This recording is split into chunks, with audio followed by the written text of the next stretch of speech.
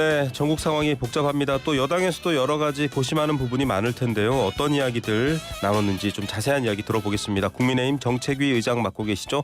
김상원 의원 연결해서 이야기 나눠보겠습니다. 의장님 안녕하십니까? 예, 안녕하세요. 예, 어제 의총 있었잖아요. 여러 얘기들 지금 간간히 보도가 나오고 있습니다. 자체특검법은 결론을 못 내렸다라고 하고 오늘 지도부가 발표한다 이렇게 나오고 있는데 어떤 내용일지 대략 가닥 말씀해 주시죠. 자체계엄특검법은 어제 의총회에서 발의 여부를 의견을 들었는데 네, 현재 민주당의 내란 특검법에 대해서 계속 거부권 행사를 해야 된다는 의견이 있는 반면에 네, 자체 법안도 마련돼야 된다는 의견도 만만치 않았습니다. 예, 구체적인 법안의 내용은 아직까지 공개할 입장은 예, 아닙니다만은 네, 다만 민주당이 재발의한 계엄특검법에는 많은 문제점이 있다, 동의하기가 어렵다는 인식을 함께 공유를 했습니다. 예, 특히 이제 이번에 발의한 민주당의 내란 특검법을 보면 네, 수사 대상 부분에서 내란 행위를 선전선동한 혐의를 포함해서 네, 대북 확성기 가동이라든지 또 무인기 평양 침투, 해외 분쟁 지역에 우리 국군을 파병하는 등에 대해서 이것을 이제 외환, 안보 이슈를 네. 외환죄로 몰아서 수사 대상을 올린 것 이것은 받아들일 수 없다는 입장입니다. 네, 아시겠지만 북한도 대남 방송하고 있고 오물풍선 날리고 있고 미사일 네. 도발을 하고 있는데 그런 북한에 대해서는 찍소리도 못하고 네, 국민의 생명과 안전을 지키기 위한 정부의 대북 조치를 외환죄로 몰아서 몰아서 세우는 거는 이건 공산당과 입장을 같이 하는 거 아니냐 이런 비판의 의견들이 예. 많았습니다. 예. 당론으로 이제 16일로 예고되고 있는 민주당의 수정 발의된 내란 특검법, 민주당의 예. 이름입니다. 그거는 일단은 그럼 거의 뭐 당론 부결 이렇게 예측하고 저희가 예측하면 될까요? 당연히 그렇게 가게 될 것입니다. 왜냐하면 이번 내란 특검법은 위헌 입법적인 요소가 더 강해졌다고 판단하고 있기 때문에 네. 지난번보다 더 당론 부결의 의견이 강해질 것 같고 거기에 대해서 우리 당 의원들이 또 일사불란하게 같이 좀 행동을 해야 되는 게 아닌가 그렇게 생각을 하고 있습니다. 지난번 재표결 때는 2표 차이였잖아요. 198표가 나왔는데 이번에는 그렇습니다. 제3자 추천 대법원장 그다음에 뭐 비토권도 안 가지겠다. 범위와 인력도 축소하겠다. 기간과 인력도 그런 얘기를 했는데 그래도 더 강한 반발 기류가 있다. 이렇게 지금 의총 결과를 말씀해 주시는 건가요? 그렇습니다. 그런 이제 지난번 내란 특검법보다 다소 공세 수위가 낮아진 부분도 있는 반면에 네네. 아까 말씀드렸던 대로 이제 외환. 외환 유치죄 네. 사실 북한은 외국이 아니에요. 예. 국방 백서에 보면 북한은 적국이지 외국이 예. 아닙니다. 거기에 외환죄라는 프레임을 씌워서 내란 특검안에 넣는 것도 문제가 있는 것이고 예. 특히 선전선동은 굉장히 추상적입니다. 코에 걸면 코걸이고 귀에 걸면 귀걸인데 네. 이 선전선동으로 국민들의 귀를 막고 입을 막겠다는 이 법안을 우리가 동의할 수 있겠느냐. 그래서 지난번에 이탈표가 있었지만 네. 이번에 각종 언론에도 나왔지만 이제 여론조사 상에도 국민의힘과 더불어민주당의 네. 지지율 격차가 많이 좁혀진 걸로 나타나고 네, 있고 네, 맞습니다. 그다음 이제 민주당의 비상식적이고 좀 과유불급한 그런 행태에 대해서 국민들의 의구심이 있기 때문에 우리 당 의원들께서 지난 내란 특검법과 비교했을 때는 고민할 여지가 현저히 줄어들었다 이렇게 판단이 돼서 아마 단일 대우를 이루어서 부결시킬 수 있지 않겠나 그렇게 예상하고 있습니다. 예, 단일 대우 부결 예상한다라고 하셨습니다. 당내에서 그래도 좀 다른 목소리들이 있었는데 뭐 김상욱 의원이 굉장히 주목을 많이 받았잖아요. 뭐 안철수 의원도 있고 했습니다만 이 김상욱 의원에 대해서 조금 뭐 탈당하라는 얘기도 있지만 어제 의총에서도 좀 굉장히 좀 질책을 했다라는 보도가 나오고 있습니다. 실제 분위기가 어떤지 저희는 모르니까요. 어떻습니까? 좀 얘기가 오히려 중간에 나갔다 이런 얘기도 보도가 됐는데요. 지난번 본회의 때 이제 권성동 원내대표가 김상욱 의원에게 탈당 권고한 부분이 아마 네. 이슈가 됐던 것 같은데 네네. 이제 당시는 뭐 이런 상황이었죠. 이제 김상욱 의원은 당론에 반대되는 선택을 시종일관 해온 바가 있기 때문에 네네. 그럴 것 같으면 굳이 국민의힘에서 정치 활동을 할 필요가 있겠느냐. 예. 탈당해서 본인이 원하는 대로 정치 활동을 하는 게 좋지 않겠느냐라는 네. 그런 차원으로 이해를 하시면 될 것 같고 당내에서는 뭐 그런 연장선상의 분위기가 이어지고 있는 것 같아요. 어제 의총에서도 그런 분위기가 이어졌다. 그렇습니다. 이제 김상우 의원도 많이 고민하고 있지 않을까 그렇게 생각을 하고 있습니다. 예. 헌법기관인 국회의원의 정치 행동을 당론이라는 이유로 강압할 수도 없지만 개인 의원의 소신을 존중해야 되지만 네. 그래도 전체 그 의원총회에서 당론으로 결정한 사항을 지속적으로 계속 반대를 해온 거는 분명 문제가 있다 이렇게 판단이 됩니다. 알겠습니다. 이런 분위기와 또 당내 여론이 바뀌는 것들은 여러 여론조사 결과와도 연계돼 있다고 했는데 지금 뭐 에너지경제신문 의뢰로 리얼미터가 실시한 여론조사에서는 국민의힘이 40.8%, 민주당이 42.2%입니다. 자동응답 예. 방식이고 자세한 내용은 중앙선거 여론조사 심의위원회 홈페이지를 확인하시면 되는데요. 지난 9일부터 예. 10일간 조사한 내용인데 이거 보면서 많은 분들이 국민의힘이 잘해서 혹은 윤석열 대통령이 굉장히 지지를 많이 받고 있어서 올라간다기보다는 민주당에 대한 반대급부일 수도 있다. 그러니까 이 상승세에 좀 경계해야 되지 않느냐 이런 목소리들도 나오던데 정책위 의장이시잖아요. 어떤 판단 갖고 계십니까? 저는 그 의견에 전적으로 동감을 합니다. 그 국민의 지지율이 상승하고 있는 부분은 민주당의 좀 비상식적인 여러 가지 좀 의회 독재, 예를 들면 대통령에 대한 탄핵에 연이어서 한덕수 대통령 권한대행에 대해서도 탄핵하고, 그 다음에 그 이재명 대표로 수사한 수사검사 중앙지검장도 네. 탄핵하고, 또 전 정권의 잘못을 지적한 감사원장도 탄핵하고, 또 그러다가 최근에 또 내란 혐의를 탄핵 사유에서 배제하겠다 그러고, 예. 사실상 공수처법상 공수처는 내란죄에 대한 수사 권한은 없어요. 더군다나 공수처의 영장관할 법원은 중앙지법인데도 불구하고 서부지법에 영장을 청구해서 대통령을 체포하고자 하는 이런 여러 가지 좀 최근의 일들에 대해서 국민들께서 좀 경종을 울려주기 위한 그런 지지율 아닌가 그렇게 생각을 합니다. 예. 우리 당이 사실 많이 부족하죠. 그래서 이제 국민 여러분들께서는 그래도 최근에 여러 가지 비상식적이고 포갑적인 그런 행태를 잡기 위해서 우리 당을 이용하고 계신다는 판단이 들기 때문에 최근 지지율은 우리 당에 대한 재치기다 이렇게 여기고, 이럴 때일수록 또 사태 수습이라든지 네. 국정 안정, 민생 경제 활성화에서 최선을 다해야 되지 않겠나 그렇게 생각합니다. 예, 우리 당에 대한 채찍으로 보고 있다. 지지율은 이렇게 말씀해 주셨는데 예. 지금 뭐 2차 체포영장 집행도 임박했다 이런 얘기가 나오고 경호처도 일부 강경 대응을 하는 목소리도 나오고 있으면서 좀 걱정들이 많이 되고 있는데 지금 최상목 권한대행이 여당 야당 대표를 지도부를 모두 만났거든요.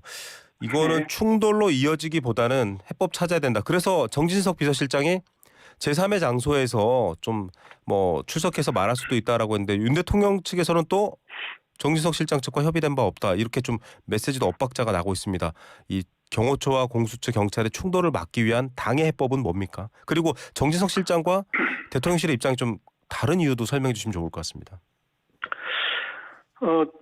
적법한 절차에 의한 영장 청구에는 윤석열 대통령이 소질간 응하겠다고 입장을 밝혀온 걸로 알고 있습니다. 예. 그거는 한남동 관저 앞에 또 시위로 인해서 공무집행을 하고 있는 공무원들이 불필요한 희생이 따르지는 않을까, 또 혹시 네. 좀 안전사고가 발생하지 않을까 하는 그런 네네. 우려라고 판단이 됩니다. 예. 다만 이제 대통령이 이야기하는 적법 절차는 아까 말씀드렸듯이 내란죄에 대한 수사 권한이 없는 공수처의 영장 청구였고, 네. 또 수사 권한을 인정한다고 하더라도 영장 관할 법안은 반드시 당연히 중앙지법이 돼야 되는데 예. 뭐 법원 쇼핑, 판사 쇼핑 하듯이 해서 서부지법에 영장을 청구한 것은 굉장히 나중에도 법적으로 문제가 될 수 있는 소지가 있다. 네. 그래서 대통령과 정진석 실장도 적법한 절차에 의한 그런 그 영장 청구라든지 수사라면 응할 수 있다는 데는 입장의 변화는 없는 것 같아요. 저는 같다고 봅니다만은 네. 다만 그 정진석 실장이 이야기한 그 부분도 윤석열 대통령 입장에서는 좀 간과하기 어려운 그런 위법성이 있다 이렇게 아마 판단을 하는 것 같습니다. 예. 당에서는 지금 가능하면 지금 공수처, 국수본, 네. 또 헌재가 혹시 짬짬이 탄핵 절차로 이어가는 게 아닌가 하는 그런 걱정을 하고 있어요. 그런 네. 것을 불식시킬 수 있는 국민들의 입장에서 봐서도 이거는 공정하게 합법적으로 진행되고 있구나라는 그런 인식을 줄 수 있는 프로세스가 진행돼야 된다. 그렇다면 거기에는 당연히 대통령이 응해야 되는 게 아닌가 그런 생각을 갖고 있습니다. 예, 법적 절차 그리고 공정성에 대한 한치의 의심도 없어야 응할 수 있다 이런 얘기 그렇습니다. 말씀해 주셨네요. 지금 뭐 윤석열 대통령이 내고 있는 메시지와 또 당과 윤석열 대통령 지지하는 세력들의 움직임은 계속 같다. 늘 시종일관 윤석열 대통령의 뜻대로 가고 있다라고 이제 앞서 저희 코너에서 최재성 전 청와대 정무수석이 분석을 해주셨는데 어떻게 보면은 국민의힘은 윤석열 대통령을 편들고 있는 게 아닙니다. 네. 예, 그 계엄 선포에 대해서는 적법한 절차에 따라서 수사가 진행돼야 되는 것이고, 네네. 그다음 아까도 말씀드렸습니다만 그것이 적법하고 공정한 절차에 의해서 진행돼야 된다는 것이 국민의힘의 입장입니다. 예. 그래서 아마 많은 국민들께서도 적법하고 공정한 절차에나 수사가 진행된다면 윤석열 대통령도 거기에 따르지 않을까 하는 그 생각을 하고 있는 것이고 또 당연히 그렇게 돼야 된다고 보고 있는 것입니다. 알겠습니다. 또 이슈가 커진 게 민주당이 가짜 뉴스를 퍼나르는 행위, 뭐 카톡 얘기도 나왔지 않습니까? 이런 것들에 대해서 뭐 이재명 대표가 카톡이 가짜 뉴스 성역이냐 퇴치하겠다 이런 표현했는데 국민의힘에서는 많은 우려를 표했습니다. 국민 전체를 검열하겠다는 말이냐, 또 민주당은 전체를 검열한다는 말이 아니다. 좀 오고 가고 있는데 이 현상 어떻게 보십니까? 참 이런 말씀까지 안 드리려고 했는데 가짜 뉴스는 민주당의 전공 과목 아닌가요? 그런가요? 민주당이 가짜 뉴스를 언급할 자격이 있는지 되묻고 싶습니다. 네. 이미 이재명 민주당 대표는 검사 사칭, 무고죄로 전과가 있고 또 지금도 공직선거법상의 허위사실 공표, 위정교사 혐의로 재판을 받고 있어요. 네. 민주당은 또 그간의 청담동 술자리 사건, 후쿠시마 오염수 방류 괴담, 또 최근에 어느 의원이죠? 안규백 의원이었나요? 윤석열 대통령의 제3장소 피신설 이런 가짜 뉴스의 온상이나 다름없는 그런 행태를 지금 벌이고 있는 겁니다. 그래서 본인들의 가짜 뉴스 괴담 살포에 대해서는 선택적으로 기억하고 싶지 않아 하는 것 같은데 상식을 가진 국민이시라면 민주당식의 표현의 자유에 대해서는 동의하는 분은 없을 것이라고 판단됩니다. 전 국민의 소통 수단이 카카오톡인데 여기에서 뭘 가짜 뉴스를 퍼나른다 하는 그 자체도 단속하겠다고 한다면 국민들이 일상적인 표현의 자유는 그럼 어떻게 되는 겁니까? 굉장히 위헌적 발상이라고 그렇게 생각합니다. 알겠습니다. 또 이게 사실은 지금 유튜브라든지 이를테면은 저희 같은 방송 기관 언론사처럼 정부의 심의라든지 이런 제도가 없는 곳에 있는 이제 주장들을 좀 걱정하는 표현들은 사실은 뭐 여야 막론하고 다 있는데요. 어떻게 보십니까? 특히 조정원 의원 같은 경우에도 좀 영남, 강남, 기득권 프레임 이런 표현을 썼고 유승민 전 의원도 저희 프로그램에서 뭐 영남 자민련 이런 표현을 쓰면서 너무 핵심 지지층에만 소구하는 것 국민의힘에 오히려 득이 아니라 실 아니냐 이렇게 지적하기도 하는데 이런 지적은 어떤 입장이세요? 그렇습니다. 정당은 그 선거를 위해서 총력을 벌이게 돼 있는데 선거는 그 당의 골수 지지층만으로 선거에서 승리할 수는 없어요. 그걸 중도층을 누가 더 많이 그 공감대를 형성해 나가면서 선거를 치를 수 있느냐 이게 결정적인 관건이 될 것입니다. 그래서 민주당도 그렇지만 우리 당도 그 소위 말하는 골수 우파, 강경 우파의 프레임에서는 조금 벗어나서 중도층들이 어떻게 생각하고 있는지 또 그분들의 입장에서 국회와 정당과 정부에게 무엇을 기대하고 있는지를 좀 잘 헤아리고 모든 일을 진행해 나가야 되지 않겠나 그렇게 생각을 합니다. 네. 뭐 지금 정치권에서 개헌의 적기라는 목소리도 나오는데 어제도 개헌 관련해서 토론회랑 또 행사하셨잖아요, 의장님이. 이게 지금 개헌 얘기는 뭐 조기 대선은 아직 불투명합니다. 헌재 탄핵 심판 인용인지 기각인지 아직 결정이 안 난 상황이지만 여러 가지 국면에서 계속 등장할 것 같아요. 개헌 어떤 방향, 어떤 걸 핵심으로 인지하고 가야 된다 이런 의도신지 좀 말씀 부탁드립니다. 개헌은 대선 실시 여부와 관계없이 본격적으로 공론화돼야 될 사안이라고 생각을 합니다. 최근에 보면 이제 우리 당에도 안철수, 오세훈 시장도 언급을 했고, 민주당에서도 현재 우원식 의장, 또 우윤근 전 원내대표, 김부겸 전 총리, 김동연 경기지사도 이제 여야 막론하고 다 오셨군요. 응급을 네. 하셨는데 제왕적 대통령제를 바꿔야 된다 이렇게 이야기를 하고 있어요. 예. 그래서 저는 제왕적 대통령제도 문제지만 제왕적 국회에 대한 문제 제기가 최근에 등장하고 있습니다. 네. 그래서 제왕적 국회 그 단면으로는 이제 대통령이 제의 요구했던 법안들을 계속 동일 법안을 반복 발의한다든지 또 네. 일방적으로 정부 예산안을 삭감한다든지 또 탄핵이 너무 범람하고 있어요. 예. 벌써 29차례나 탄핵을 하고 있는데 이게 바로 제왕적 국회의 입법 독주다 이렇게 판단할 수가 있겠습니다. 그래서 네. 제왕적 대통령제, 제왕적 국회에 대한 개헌, 네. 그러니까 정부와 국회의 견제와 균형으로 네네. 국정 운영의 난맥상을 방지하는 것이 저는 중요한 과제다. 그래서 정부와 국회가 국민들의 민생을 위해서 제 역할을 할 수 있도록 하는 그런 개헌론도 필요하지 않겠나. 예. 그렇게 판단하고 있습니다. 입법, 사법, 행정, 뭐 이를테면 법원, 또 정부, 그리고 국회 세 개의 권력기관이 우리나라는 이제 권력 견제를 하게 되는 이른바 삼권 분립인데 개헌을 통해서 이걸 좀 다시 바꾸자라는 목소리는 사실 많이 나왔는데요. 구체적으로는 좀 이 제왕적이라는 걸 없앨 수 있는 방안, 뭐 의장님 개인 생각으로라도 갖고 계신지. 최근에 이제 뭐 프랑스형 대통령제, 네. 독일형 이원 집정부제의 이야기도 많이 나오고 있는데, 네네. 그게 이제 정부 측의 그 좀 권한을 조금 이렇게 완화시키는 그런 의견들을 많이 내고 있는 네. 것 같아요. 그다음에 이제 제가 아까 제왕적 국회라고 말씀드렸는데 과반 이상을 차지하고 있는 네. 정당은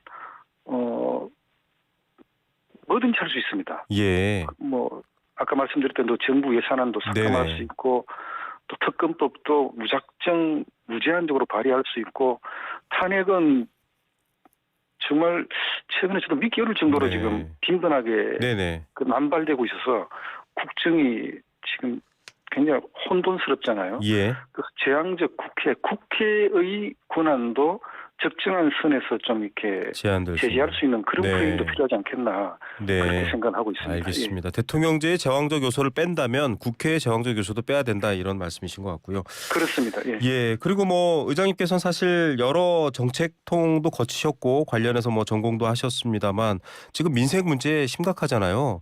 특히 이 이른바 의대 정원 관련된 의정 갈등 사태로도 지금 뭐 제때 치료를 못 받는 분도 많다 이런 또 주장도 있는데 예. 해법 지금 좀 열렸다 이런 입장이시더라고요. 한 걸음씩 지금 좀 나서고 있는 상황이라서 빨리 해소하자 이런 입장이신 것 같은데 좀 빨리 빛을 볼까요? 예, 권성동 원내대표와 또 의료단체 대표들 계속 회동하는 자리에서 의료단체들이 건의한 내용들을 최근에 좀 속도감 있게 그렇게 네. 처리를 하고 있습니다. 우선 전공의 파업 사태에 대해서 정부가 사과 표명을 했고 네. 또 좀 관심을 받고 있는 26년 의대 정원 원점 재검토, 그다음 이제 수련의들이 복귀했을 경우에 또 입영할 때 특례 적용을 하는 걸로 복지부 장관과 교육부 장관이 동의를 했어요. 네네. 이 여러 가지 조건들은 그간의 의료단체들이 계속 요구해왔던 전공의 복귀를 위한 의료 현장 정상화의 전제 조건이었습니다. 예. 이게 이제 대부분 해소가 됐기 때문에 우리 최근에 회장으로 선출된 김태구 대한의사협회 회장님 네. 또 등과 함께 대화를 풀어나갈 수 있는 그런 조건들이 갖춰졌다고 보고 있고 예. 이제는 뭐 저는 의료계에 계신 분들도 양질 의료 서비스를 국민 여러분께 제공해서 국민들 건강을 지켜내겠다는 이 대명제에는 동의를 하신다고 봐요. 네. 그래서 이제는 의료계의 전향적인 대화 참여 네. 또 전공의들께서 좀 과감한 결단을 내려주셔야 될 때가 됐다 이렇게 판단하고 있습니다. 예. 정부 여당은 지금 열 만큼 열었다. 이제 의료계에서 결단을 내려달라 이런 예. 말씀인 것 같고요. 끝으로 경제 전문가이시기도 한데 지금 뭐 여야정 협의체를 비롯해서 뭐 여러 가지 민생 현안에 대한 걱정이 많습니다. 지금 27일 임시공휴일 지정도 그런 이유 때문에 얘기가 됐는데 이 분야 네. 전문가시니까 한마디 해주셔야 될 것 같습니다. 지금 상황이 심각한데 여야정 제일 먼저 지금 머리 맞대서 이건 해야 돼라고 좀 말씀해 주시죠. 제가 그렇게 전문가는 아닙니다만은 현재 미래먹거리 사법, 네. 다들 뭐 언론에서 미래먹거리 사법이라고 칭하고 있는데 네네. 반도체 특별법, 또 여러 가지 산업의 기간 전력망을 공급하는 기간 전력망 확충법이라든지 해상풍력, 또 고준위 방패장법은 이런 시간 내에 좀 합의 처리돼야 될 것 네. 같고, 그다음 다행히 여야가 지난주에 진성준 민주당 정책위의장하고 회동을 네네. 했었는데 네네. 합의 처리 가능한 민생 법안은 합의 처리하자고 어느 정도 뭐 약속을 했어요. 네. 그래서 소상공인들, 중소기업들의 네. 부담을 덜어주는 네. 뭐 세액공제 부분의 부담을 덜어주는 네. 그런 법안이라든지 또 노동약자 지원법이라든지 예. 여러 가지 좀 서로 합의 처리 가능한 민생 법안들을 조속한 시일 내에 상임위를 정상적으로 가동해서 네. 법안 심사를 마치고 본회의에서 의결 처리해야 된다, 그렇게 보고 있고, 예. 저는 민주당에도 좀 도움의 손길을 요청하고 싶은 것이 네네. 내수 경기 활성화에 대해서는 지금 뭐 여야가 있을 수가 없습니다. 네. 너무 이제 내수 경기가 침체되어 있기 때문에 이 부분에 대해서 좀 서로 머리를 맞대고 또 뭐 입법이라든지 아니면 정책적으로 같이 공조할 수 있는 부분이 있는지 그렇게 좀 한번 협조를 구하고 싶은 그런 생각이 듭니다. 그래서 이번에 뭐 최근 아시겠지만 이제 온라인 플랫폼으로 물품들을 구매하시는 분들이 많다 보니까 많죠. 네. 골목 상권 전통 시장이 네. 사람을 보기가 어렵다고 해요. 네네. 그래서 이번에 이제 정부 측에도 각종 공기업, 공사, 공단, 지방자치단체 뭐 대대적으로 좀 전통 시장 장보기에 나서고 골목 상점 좀 이행해달라고 특별히 요청을 했는데 네. 뭐 이런 맥락에서 민주당도 같이 좀 협조를 하면서 소상공 자영업자들이 지금 760만 명인데 이분들을 위한 각별한 좀 지원 알겠습니다. 대책을 마련할 수 있도록 네. 같이 좀 고민하자는 그런 제안 말씀드리고 싶습니다. 예. 이런 부분들은 꼭 지켜졌으면 좋겠습니다. 오늘 말씀 감사드립니다. 예, 감사합니다. 네, 국민의힘 정책위 의장이시죠. 김상훈 의원이었습니다.